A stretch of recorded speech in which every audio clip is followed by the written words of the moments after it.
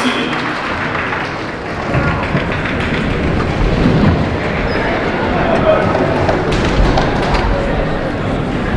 Well, good afternoon. I am Broc Bidlack, Superintendent of Fairless Local Schools, and we want to welcome you today to this special event. This is the 2018 induction of our Distinguished Fairless Falcon Award. And we're just glad to have this ceremony. We'd like to welcome our special guests, our inductees that will be recognized today and go through that ceremony. We want to thank you for our guests, our visitors, our friends, our family, and our community members, and our staff and students. So this is a special honor to recognize these three individuals, and you're going to hear a lot about them here in a short time. So if it's time, if you would all stand for the Pledge of Allegiance and remain standing for our Star-Spangled Banner. I pledge allegiance to the flag of the United States of America and to the republic for which it stands, one nation, under God, indivisible, with liberty and justice for all.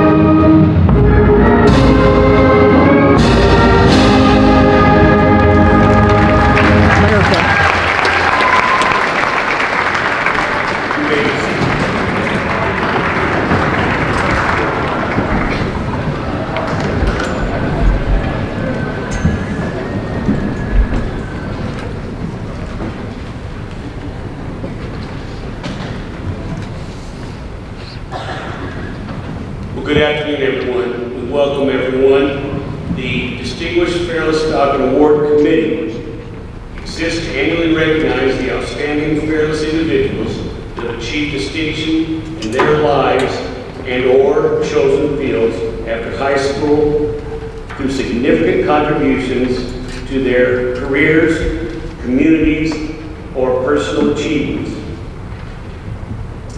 The purpose of the Hall of Honor is therefore threefold: to recognize and honor alumni, faculty, staff, non-graduates, community members who have brought honor to the Fairless local schools, to establish in the hearts of our youth a motivating influence to excel, to foster pride, scholarship, preserve good sportsmanship and citizenship in our school, city, and community. Those who receive the Distinguished Fairless Falcon Award become members of the Fairless Hall of Fame. Ms. Jones.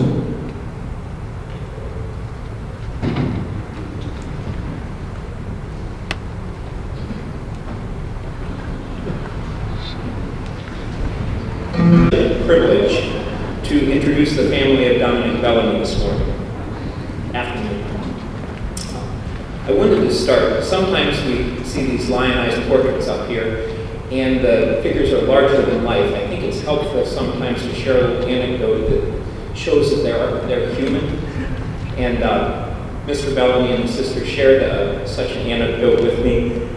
In the summer after his senior year, Dominic was driving the grocery truck. Of course, the Bellonis, the family grocery, they had purchased this truck in 1936, so it was just a year old, and he was up on Lincoln Way. He got picked up for doing 70 miles an hour. And there was a clipping with this and some of his effects that they were going through. He was fined $15 for that. If Google is correct, $15 in 1937 is a little over $250 today. So I imagine that was an interesting conversation at the dinner table. But he kept his sense of humor and wrote this little poem about the experience. My Ford will go 70 on highly traveled highways, but since a certain fateful day, I dodged cops on byways. So, just because you make one poor decision in your teens doesn't mean you can't go on to do some really special things. After that, as was said, he took a few years off, ended up at Miami of Ohio, and a little thing called World War II intervened. He, as he always would, answered the call to serve. And in the middle of that, there was this sweet young lady that had grown up across the street from him. And he came back in January of '43, they were married, and were married, what, 60 years? Which is quite an accomplishment in and of itself. He, as was stated in the video, did take the things that interest you and find a way to get back to your community. He was a sports guy, so he took videos for the football and basketball teams. And he did that for over 25 years. You know, just one of those quiet little things. Nobody thinks that, oh, Dominic will take care of it. And it was done well. He was a member of the Planning Commission in the Village of Brewster for 35 years. Nobody thinks about the Planning Commission. It's one of those other little things that quietly goes on in the background and makes sure that the trains run on time and that development is orderly and everything it improves the quality of life of your neighbors. Just that was how he did things. Didn't have to get top billing, didn't have to be praised for it. He just took care of the little details that made his and his neighbors' lives better. Probably the point in here that touched me most personally was his involvement with the American Legion and the Buckeye Boys State. And it stated in here that there were 180 young men who he had assisted in attending. I was one of those 180. And for those of you, many of you didn't have that experience, when you go to Buckeye Boys State, everybody starts off with a little pamphlet, and it details every public office in the state of Ohio. That's you from county auditor to village councilman on up to the governor of the state. And if you're going to go there, it was impressive on us. You do your homework. You're representing Fairless. We're paying for you to be there. Okay. So the group of us that went from Fairless that year did our homework and won a couple of awards. And that was going back through that pamphlet and studying, getting stressed out about getting ready for Boys Day, was a sparked my lifelong interest in politics and letting me be in here on school board. So I truly thank you for your father's dedication there. I mean, he didn't know. That was what he hoped would happen, was that the young people that he was moving in that direction would choose to serve. But you never know. You never know how the little things that you do are going to pay dividends down the line. He was a loyal member of St. Teresa's Catholic Church. He was heavily involved in the American Legion Post, a member of the Brewster Moose and the Veterans Foreign Wars, Post 5047 in Florida. He was a member of the Lions Club. It didn't take me very long to say those things, but think of all the meetings and all the committees he served on, and all, again, the little things behind the scenes that made people's lives better. And it would be very easy to say, no, I want to go stay home and watch football on TV. He didn't. He stayed busy and he did lots of wonderful things. And that's exemplified. In his application, there was a little tidbit. On 9/11/2001, he was attending a National Veterans Committee meeting in Washington, D.C. when the Pentagon was attacked. Well, to focus on that, here he was he was at a place where history was being made. I took 2 steps back when I started to do the math. On September 11, 2001, he would have been 82 years old. He had a bad heart. And he was still in Washington, D.C. taking care of other people. as long as you're alive, you can do something. You're here for a purpose. Be like Dominic and do something special with your lives. Pick something that you're passionate about and make a positive difference in the world around you. Positive Patty, thank you for your dad. He was one of my role models, and hopefully through this will be a role model for these young people. Come forward.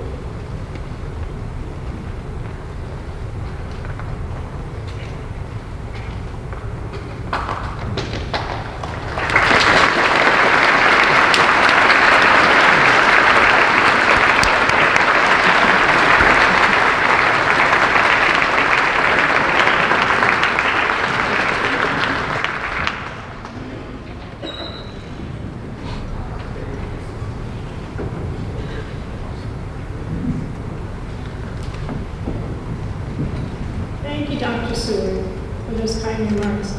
It's really nice to be back here at Fairless. It's been a while since I graduated, but it's really nice. Thank you. Thank you, Fairless Alumni Association, its board, and the distinguished Fairless Falcon Committee for this great honor.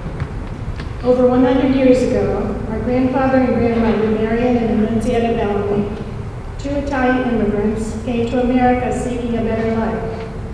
In 1908, this young, newly married couple moved from Dover to the new town of Brewster, where the railroad was in its early stages of beginning, with the hope of starting a family and a new opportunity. With years of hard work and commitment to making a good life and to making their community better, my grandparents started what would become a landmark business here in Stark County. Their son Dominic, with the help of our mother Evelyn, continued with those same values, hard work ethics, and with dedication and service to his country, his community, and to his family that his parents instilled in him throughout his life.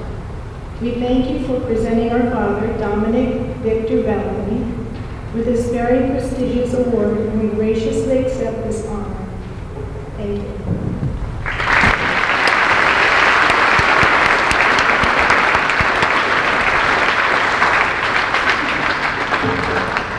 Thank you. What do I say that hasn't been said already?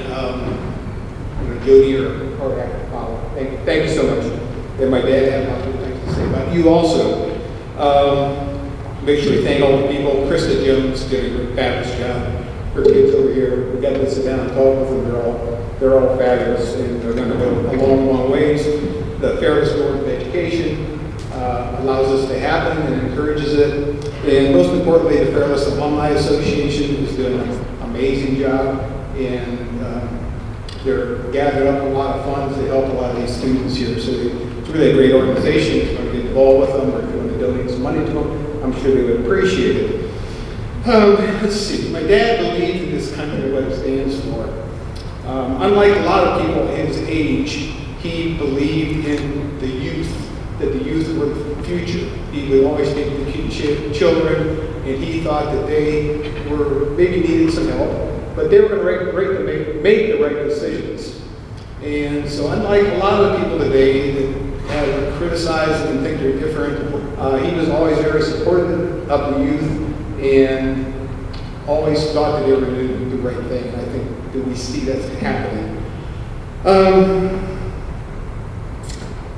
The armed forces, anybody that was in the service was a friend of my dad. He always welcomed into our home. He would always take the time to thank them. And Larry Glasgow, thank you. You bring your people here, and it makes a big effort. He takes the time out of his day. The 4 people that came with him. We do appreciate that, and my dad would appreciate it. And I'm sure my mom and dad are looking down here and really enjoying this. They enjoy all these kind of things. They live those, and thank you all for coming.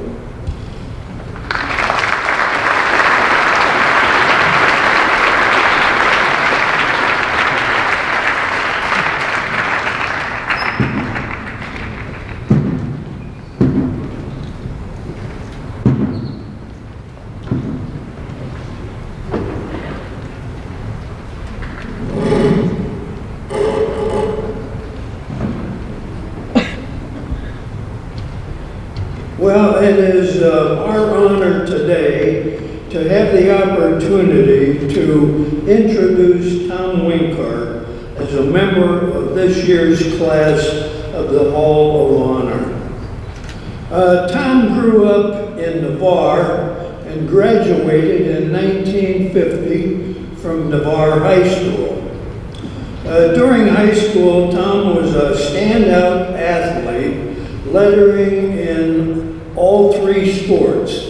And back at that time, we only had three sports. That was football, basketball, and baseball. That's all the sports we had back at that time. And he lettered in all three sports, and he was awarded All-County in football and basketball during his career. And baseball could have been his career, but he rejected an offer to play minor league baseball so he could follow his real passion of football. And in my lifetime, and I'm sure none of you younger people know this or remember this, but I was the public address announcer for about 40 years for Navarre, football and basketball, and then for Fairless football and basketball.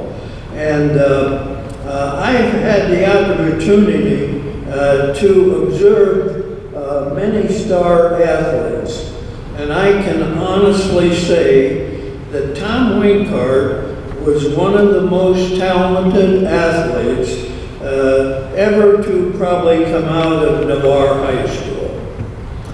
Tom chose to continue his education in athletics by attending Miami University of Ohio, which has become known as the cradle of coaches. Now, Tom took an opportunity to play for his recruiter.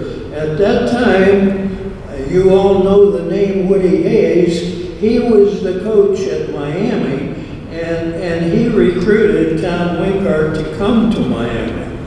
And Tom played, I think, just 1 year for Woody at Ohio State. Not at Ohio State, at Miami of Ohio. And then Woody Hayes went to Ohio State as their football coach, and Tom played for another coach at Miami that probably you younger people may not remember. His name was Era Parsegian, and he was a great coach. I think he, after Miami, he went to Notre Dame, and I believe he had 3 national championships. He won 3 national championships as the football coach at Notre Dame. And Tom's experience with these legendary coaches laid the foundation for Tom to become an outstanding coach as well. Through the years, Tom coached numerous teams. He started in Richmond, Indiana, which is down in really not very far out of Ohio, into Indiana, down in central Ohio. And he started there, and then he came to Sandy Valley High School, where you all know that is, and then to Perry High School. And his success as a coach earned him as the Stark County Football Coach of the Year in 1969. Now, my daughter Kathy will tell you a little more about the Winkharts. Thank you. I first heard the name Tom Winkhart when I was a little girl. Could have been because he was a friend of my uncle, or just to talk around the community. I would hear Tom's name associated with superior athletic accomplishments. They were proud that a native son was selected to play for Era Parsegian and Miami University of Ohio. Through high school at Fairless, I remember football games that we would play against Perry, and that was always a tough challenge because they were so well prepared. Sometimes people crisscross throughout their lives, and so it was with Tom Winkhart and myself. He progressed through his 40-year career in education, first as a teacher coach, athletic director, principal, then a superintendent. My educational career progressed from teacher coach to school counselor, eventually landing me a position to work for our honoree. In my experience at Fairless High School, I saw Tom as a kind and compassionate leader, always having the students' interest as a priority. A great leader possesses vision, and Tom had vision. He was loyal to this community and wanted the best of opportunities for its members. During his time as superintendent, the high school staff was able to create the academic boosters for student scholarships and explore business partnership to enhance student experiences. Tom Winkhart was supportive of his staff and promoted progressive ideas. Although I do recall one time when the high school principal returned from an administrators meeting relating that Mr. Winkhart was not happy and let them know. He had this thing, first he would look over his glasses at all of the administrators. And then when he took his glasses off, you knew he was really unhappy. Yes, Tom was strong in his conviction and determined to make progress, but he was also fair and held himself and his staff to high standards, which was good for our district. Tom never expected more from anyone than he expected from himself. Students, you may find that someday someone who you would least expect may have an impact on your life as well. I hope that you reap the benefit of knowing someone like our honoree, Tom Winkhart. And if his family representatives could come forward, Beth Winkhart, his wife, and Tom, his son.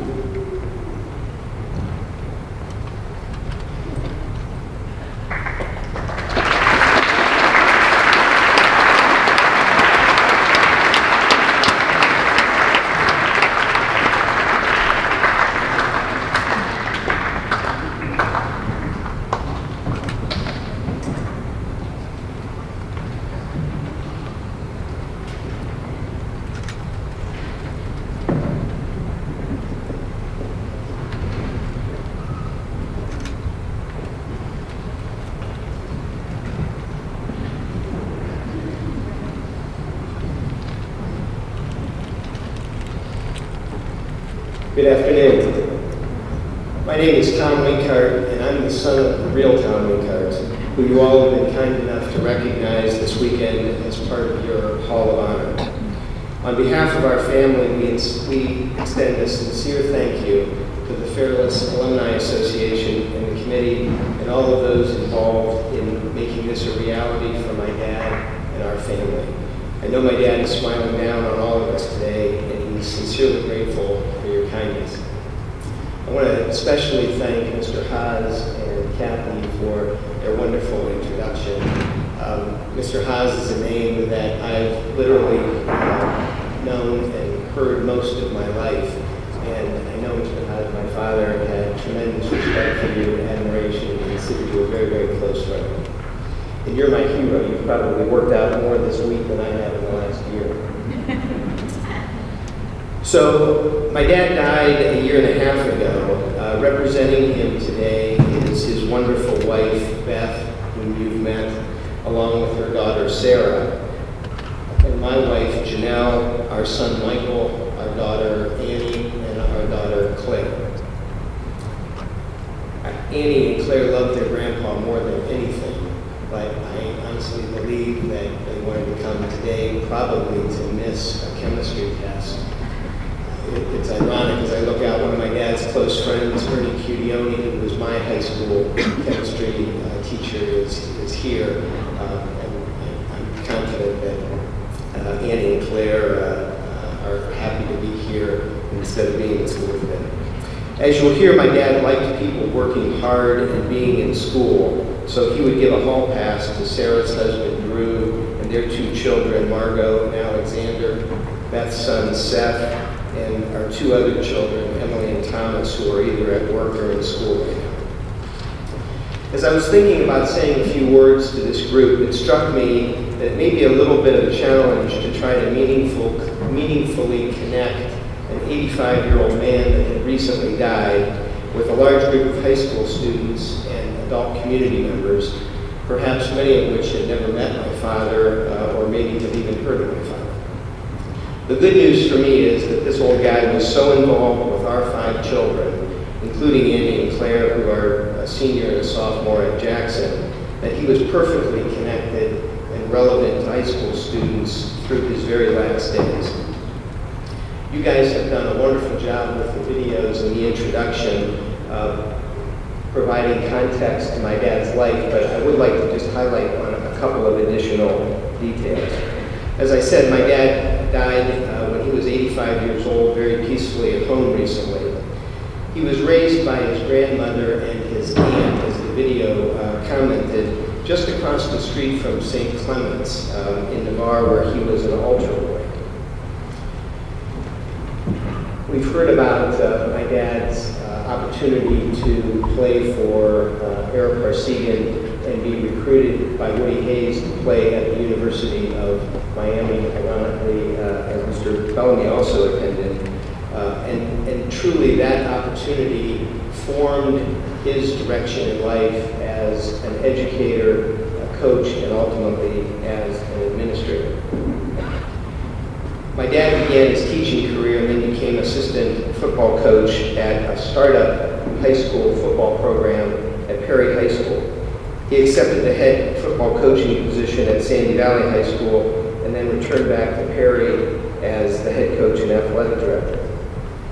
My dad coached a very special team in 1969 at Perry that went 10-0 and led to a lot of accolades, a couple for him and certainly for some of his players. And as I look out, it's amazing to me if you happen to play football for my dad, if you wouldn't mind just raising your hand.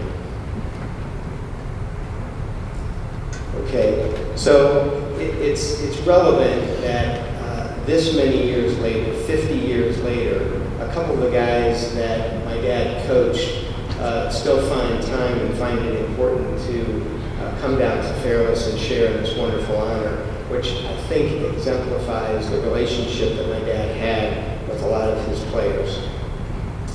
As we heard, my dad taught history, government, and biology. And after a little bit of an administrative opportunity at Perry, he came down to Fairless as the principal. He probably sat in Dr. Chambliss's office, and after a year became the superintendent here at Fairless, and I'm sure enjoyed a lot of the same challenges and fun as Mr. Bidlack does. I can say that when my dad came to Fairless, it was a true coming home for him.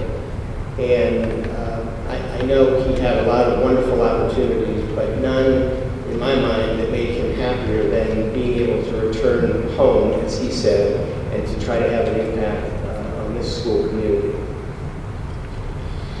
My dad was a pretty special father and grandfather. After he retired, he spent the next 20 years or so picking my kids up after school every single day and brought them home.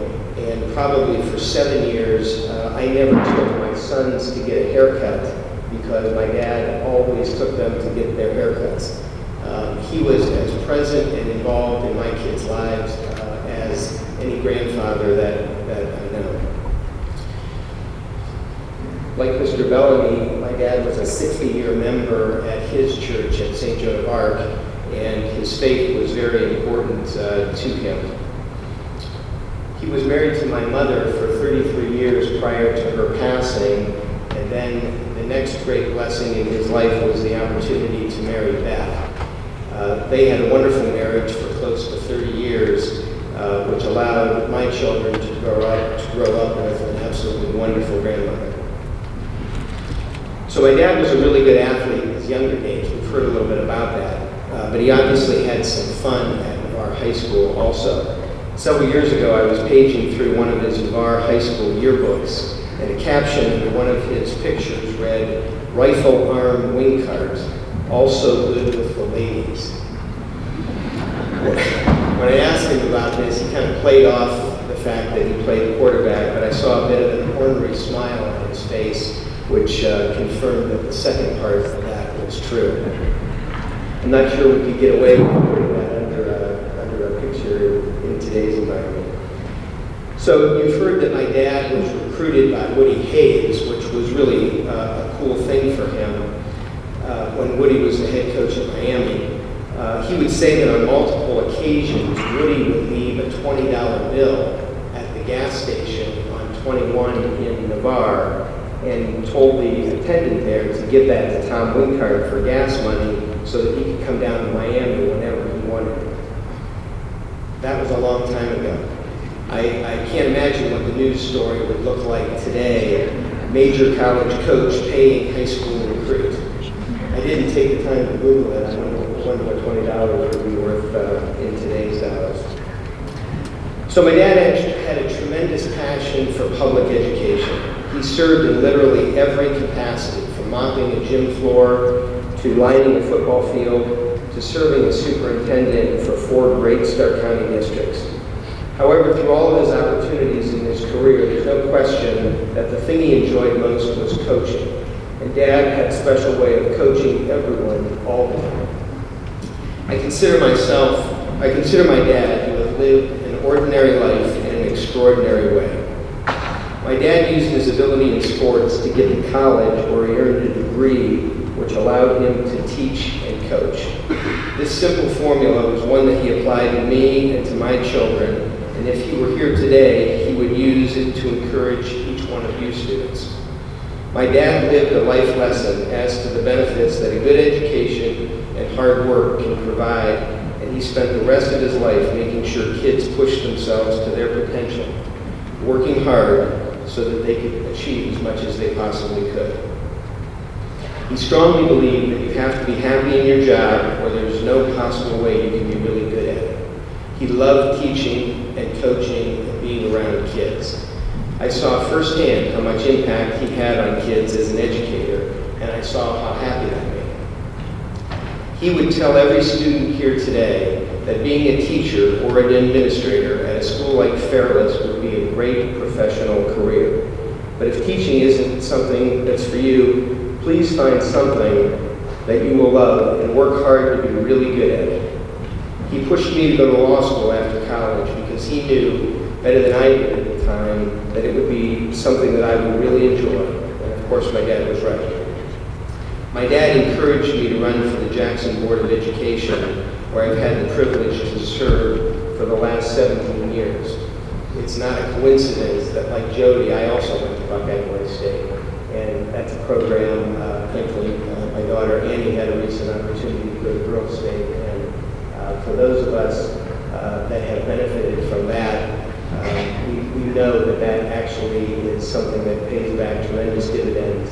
And I'm very, very thankful for the American Legion Hall that sponsored my opportunity to do that, as Jody mentioned. Being on the school board for as long as I have, I know for a fact that teachers and administrators are working more and harder now than ever before, and that they have many more challenges in successfully educating kids than ever before. 2 things my dad would say to me today. Teaching, coaching, and being an administrator is a great profession, and he would encourage each of you to carefully consider that profession. And he would also remind you to take a minute to thank your administrators, your teachers, and your coaches for all the great things that they do for you. My dad believed that it's your attitude in life's journey that will define the quality of your life and the ultimate happiness you will realize. There are many people who enthusiastically approach their lives with great energy and positive attitudes, and through both their disappointments and accomplishments, they realize true happiness along the way. Conversely, many individuals have achieved much in their lives, but who are unhappy in their circumstance of their result, for they fail to enjoy the journey. My father was a tremendous coach and a tremendous role model for many. I encourage each of you to seek out mentors and role models to help you be successful in the next phases of your life. My dad always told me to find people that are what you want to be, and then do what they do and work really hard at it. If you want to be a successful college student, surround yourself with kids that are doing it every day and learn from them. If you want to be a successful athlete, look at your teammates, look at your opponents that you're competing with at that level that you want to compete at, and practice the way they practice. If you want to be a great employee at a company that hires you, find out who the best employees are and do what they do. The flip side of the importance of positive mentors and role models is your avoidance of negative people. My dad had no patience for negative people. You quickly see that many people you come in contact with at college, at work, and in your day-to-day lives can be very negative, consistently complaining, using excuses as to why things are not better for them. These people will exhaust your energy if you allow them. With as much respect as possible, work to avoid and minimize your contact and existence with these negative people. Just in conclusion, on behalf of my dad, Tom Winkhart, he challenges each of you, and I'm sure he's looking down praying for each of you, to continue to stretch your minds with new ideas, to live with the enthusiasm, integrity, faith, and positive attitude that allows you to experience true happiness through your inevitable challenges as well as your great accomplishments. Again, I'd like to thank everyone here at Fairless, the Alumni Association, the administration, Mr. Haas and Kathy, for honoring best husband, my dad, and our kid's grandfather this weekend. Thank you very much.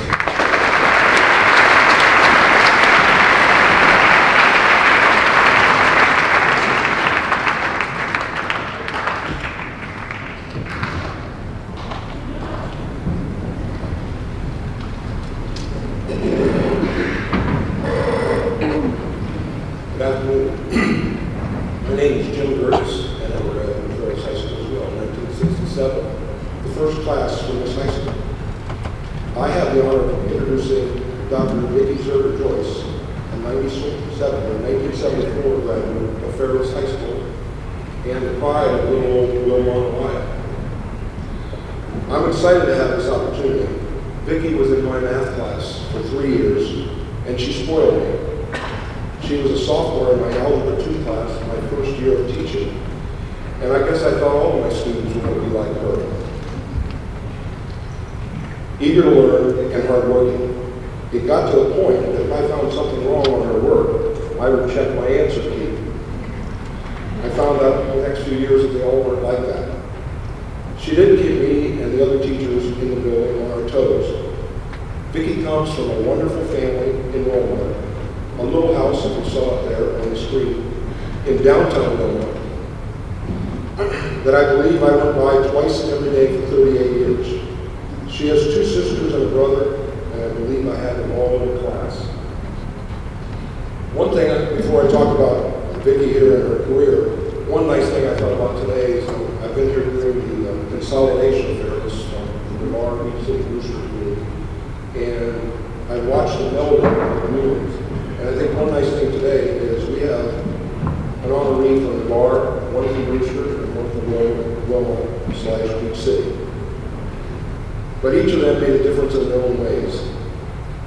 A few things I'd like to tell you about Dr. Zurcher. Some of them were on the screen, but I want to make sure you heard them.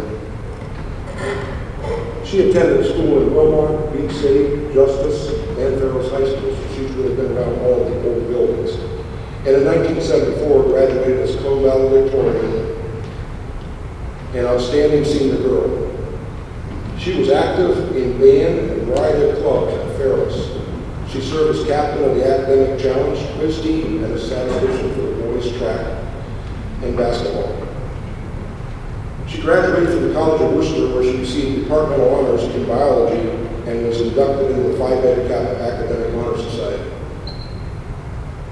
After graduating from the University of Cincinnati School of Medicine, she completed a pediatric residency at Children's Memorial Hospital in Chicago, followed by a fellowship in clinical genetics at Case Western Reserve University Hospital in Cleveland. I think it was about that time, it was one of the last times I saw Vickie, and I asked her what she was going to do with her life. And she said she was going to specialize in pediatric oncology. Well, pediatrics means working with children, for those who don't know, and oncology means working with cancer patients.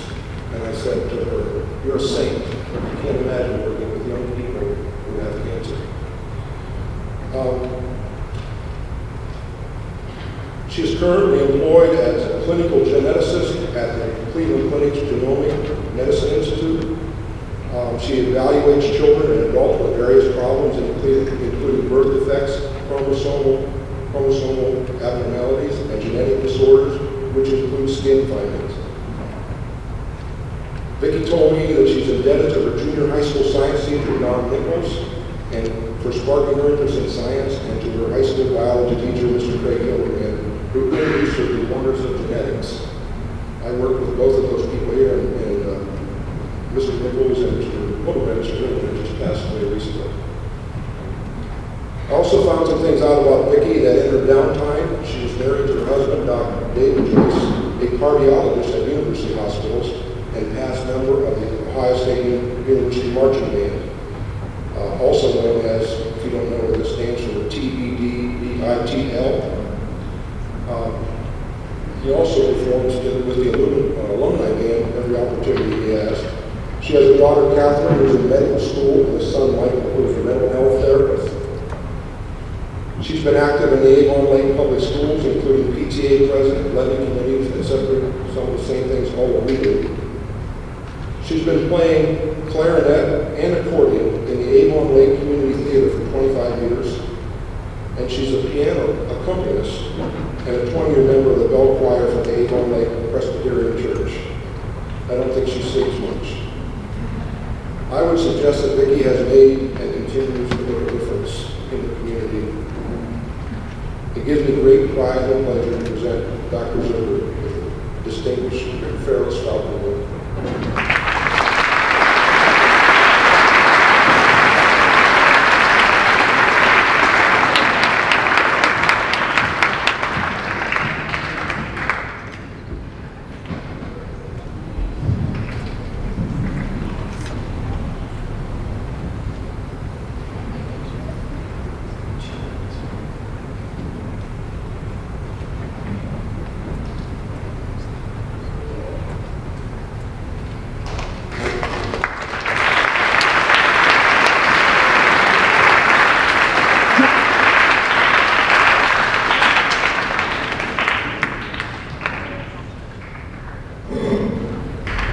Thank you, Mr. Gertz, for that very kind introduction.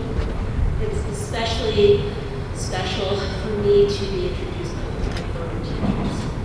I'm honored to be here today, and I'd like to spend a few minutes describing how this school district, and specifically this school, has impacted my life. But for my students, I want to give you a history lesson.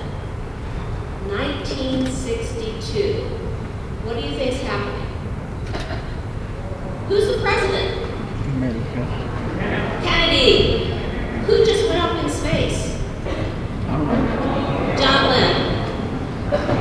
Our major form of social media is a corded telephone.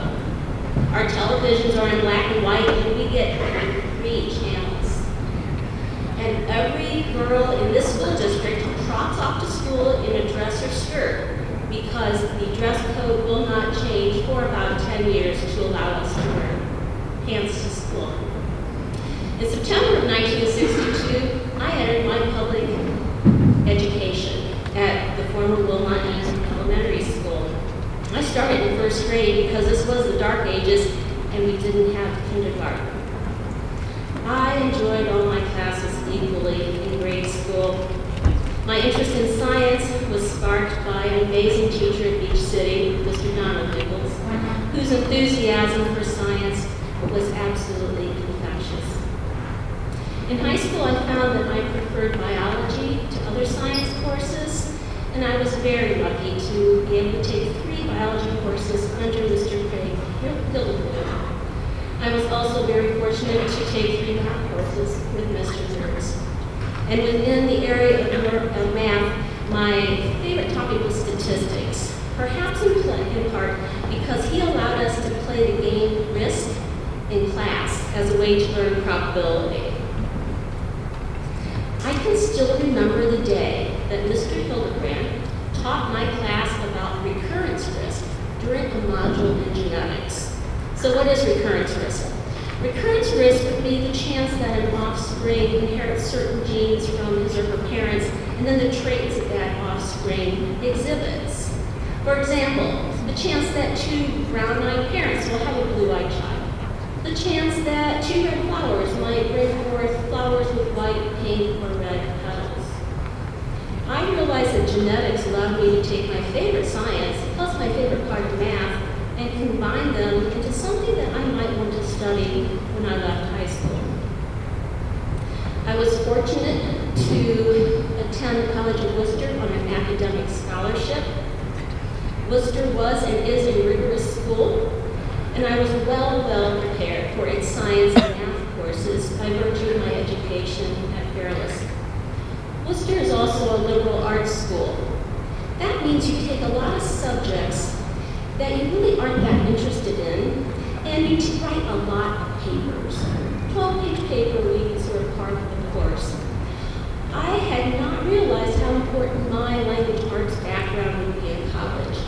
And my background in English was as integral to my college success as my courses that I had taken in science and math. I entered college thinking I would ultimately end up in a laboratory investing some aspect of human genetics. I was thinking about pediatric cancer, perhaps birth defects. I could either go to med school or graduate school. And one day, by chance, a professor of mine said, well, if you're thinking about research, you're going to have to apply for funding for the research. And it's probably going to be easier to get that with an MD. So I said, okay. This was a defining decision for me to go to med school, and it was quite by chance. And students, you may think you know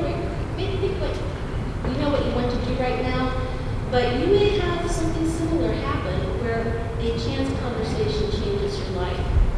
I headed off to Cincinnati because they had the strongest genetics department in the state, and they had a very strong history of looking at birth defects also. The first year of med school is very course-oriented, and I spent a year in a lab working with some mouse studies also. The last 2 years of med school were patient care. So I started patient care thinking, okay, fine, I'll just go through these 2 years and then I'll end up in a lab. Well, I did pediatrics. And once I started working with pediatric patients, I knew that the test tubes were behind me. At that point, I finished another 3 years in the pediatric residency, followed by 3 more years in medical genetics. At present, I evaluate and manage mostly kids, but some adults with all sorts of genetic disease. My main focus is something called neurofibromatosis, which some people call elephant man disease, but that's not what he had. Just in case you guys have seen the movie, he had a completely different problem. As you can imagine, it took a long time to get through all this schoolwork. I was 33 by the time I finished. By then, I had accumulated a husband, 2 children, a cat, a mortgage, and all the other trappings of adult life. 2019 will mark my 30th year working in the field of medical genetics. I also look forward to attending my 45th high school graduation reunion next year. I am indebted to this high school because it gave me the foundation which allowed me to start a professional journey to where I am today. The teachers here fostered my love of learning and challenged me academically. I would also like to add that at no time during my high school years did anyone suggest that my gender would not allow me to pursue my dreams. Some of my female colleagues who are about my age did not have that positive experience in high school. And I do thank all of faculty in the early 70s for their support. So thank you, Mr. Gertz, and other teachers, mentors, family, and friends who have helped me professionally and personally through the years. Thank you to the Alumni Association and everyone else who has been involved with today's festivities. And to you students, take advantage of what this school has to offer you, and good luck to you after you leave its walls.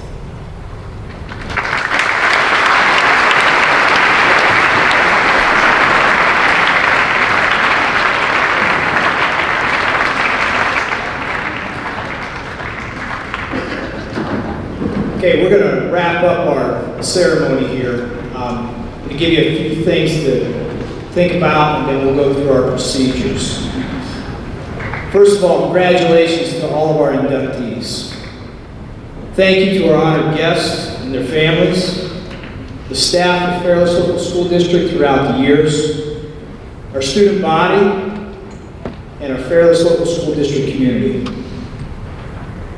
The things that all of our honorees talked about encompass about 4 aspects I'm just going to talk about for 2 or 3 seconds.